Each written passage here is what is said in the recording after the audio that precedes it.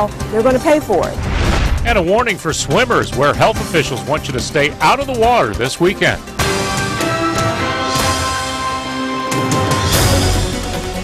Breaking news, breaking weather. This is Local 15 News. Hi, good evening, everybody. I'm Greg Peterson. And I'm Kim Thurman. Our big story tonight, a Panhandle tourism official who went missing after resigning his post has been found dead. Mark Bellinger was the tourism director in Okaloosa County, Florida. News broke this week when Bellinger admitted he used taxpayer and BP oil spill money to buy a $700,000 yacht and a 4-bedroom house worth $750,000 in Destin. He went missing yesterday after leaving a suicide note. We've been searching for Mr. Bellinger. We learned of a despondent note that he left at home Thursday afternoon and then disappeared. Police tracked him down and found him in a car near Birmingham today. He was rushed to a hospital where he died from an apparent drug overdose. Now, records show Bellinger purchased the home in August and the yacht in December, but county officials didn't find out about the misused funds until this week. Part of it came from BP oil spill money. Some lawmakers are now calling for an investigation to find out exactly where BP money went in other Gulf Coast communities. Local 15's Tammy Braze joins us now. And Tammy, a lot of that money came to us. That's right, Greg. Orange Beach and Gulf Shores in particular. Officials there tell us they have no idea how Bellinger spent such a huge amount of money without getting caught, and they have practices in place to prevent the very same thing from happening here. What were you thinking? I wasn't. The words of a man who'd been found out. In a meeting Tuesday, county commissioners grilled Bellinger about the $700,000 yacht purchased with county funds. Commissioners were clearly completely in the dark about it. You know, this is just beyond comprehension. Investigators believe some of the money for the yacht and this 4-bedroom house came from BP funding. Maybe the money just sort of sat around and people forgot about it. I don't know. Philip West is the Coastal Resources Manager for the city of Orange Beach. He struggles to understand how Bellinger got away with such large purchases and says in this town there are too many eyes scrutinizing every expense. You know, we have procurement, we have finance, we have the council, and we have the mayor, city administrator, and again, our own staff. Gulf Shores officials say they have a similar system of checks and balances to approve how BP money is spent. In fact, the city recently received an award for its stringent accounting practices. So what about the rest of the Gulf Coast? West admits there have probably been other places where money was misused, but he says the areas that truly needed the funding spent it the only way they knew how. We were ground zero, and we needed every bit of money and help we could get. Come into the office, ask for the files, and we'll be glad to show them to you.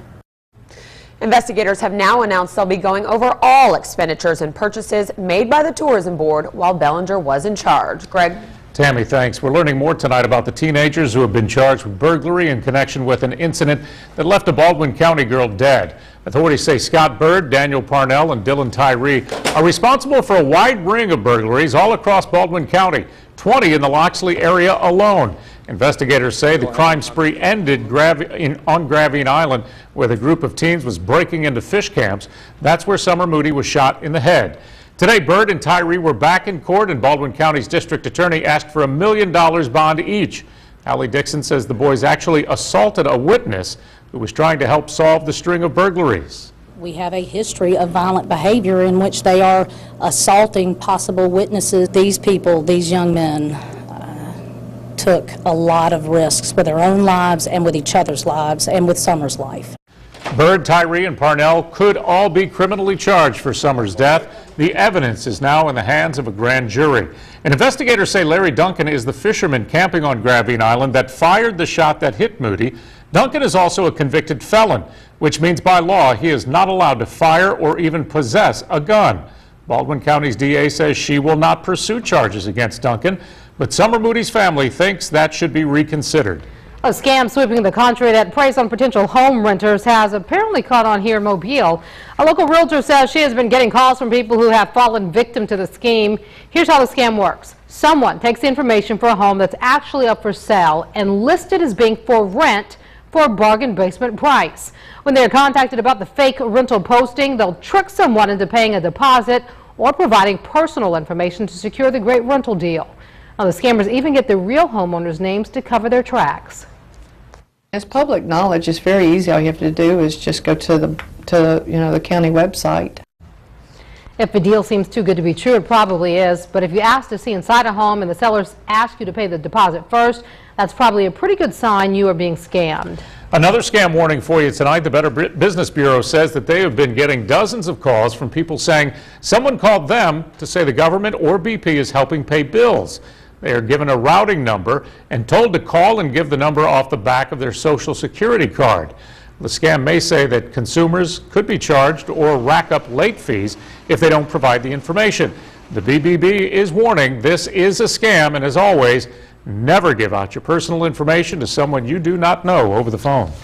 Well, we've dried out for the end of the week, but Wednesday night was a washout for most of our area. Heavy downpours continued for hours. Many places picked up a half a foot of rainfall.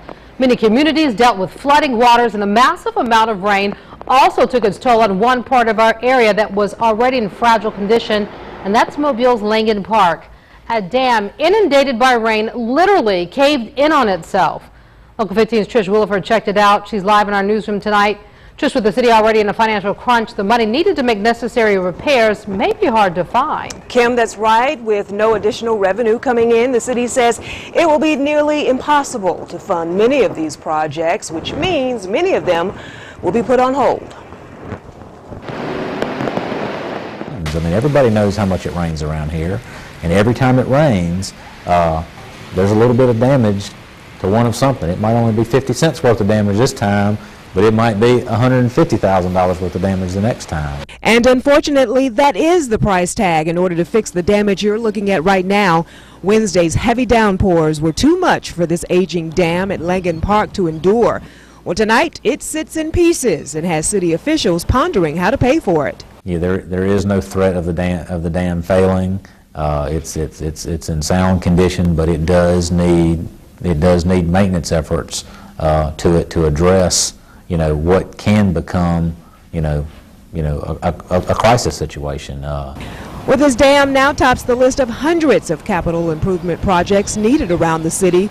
And with an ever-growing budget hole, there's no telling if this particular hole will be fixed anytime soon. The city would normally use reserve funds to pay for projects of this magnitude, but they say they don't have the additional revenue to fund it, which could mean projects like this will be put on hold. There has to be dollars safeguarded and protected to deal with these unknowns. And unfortunately, some of the rainfall events that we get, the intensity level of them, accelerate those needs, and we never know when that's going to come. Any of these man-made structures, they don't last forever. Now, Mayor Jones has said if his tax increase is implemented, he'd designate a portion of that revenue for capital improvements. Live in the newsroom, Trish Williford, Local 15 News. We have a neighborhood crime alert tonight, this one for Foley. Take a look at these pictures here from the Waffle House on the Foley Beach Expressway. Last night, police say a man wearing a camouflage jacket and black pants walked in armed with a gun and demanded cash from the register. This guy is still on the run tonight, so if you recognize him, call police. Police continue searching tonight for a suspect in an armed robbery that sent the entire campus at South Alabama into lockdown. It happened last weekend. Police call it a botched drug deal. A student thought he was buying pot. Instead, two men stole $1,000 and his cell phone. There was a shot fired. No one was injured. 19-year-old Justin Sears is facing burglary and trespassing charges. Police say his accomplice still has not been found. Well, the countdown to the London Olympics is only 83 days away until the opening ceremonies right here on Local 15. And today, some potential Olympians from across our state got the chance to see how they might do on the Olympic level. Gulf Shores is hosting the statewide high school track and field finals this weekend. BP thought it would be a great opportunity to bring in some Team USA Olympic medalists, including current decathlon world champion Trey Hardy and former gold medal sprinter Gail Devers. What you learn from being involved in track and field is that never give up attitude.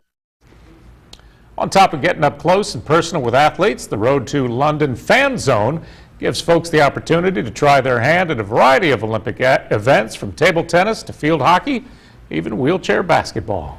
Two popular swimming spots in our area are now under swimming advisories by the state. In particular, Pirates Cove near Orange Beach and Fairhope's Public Beach on Mobile Bay.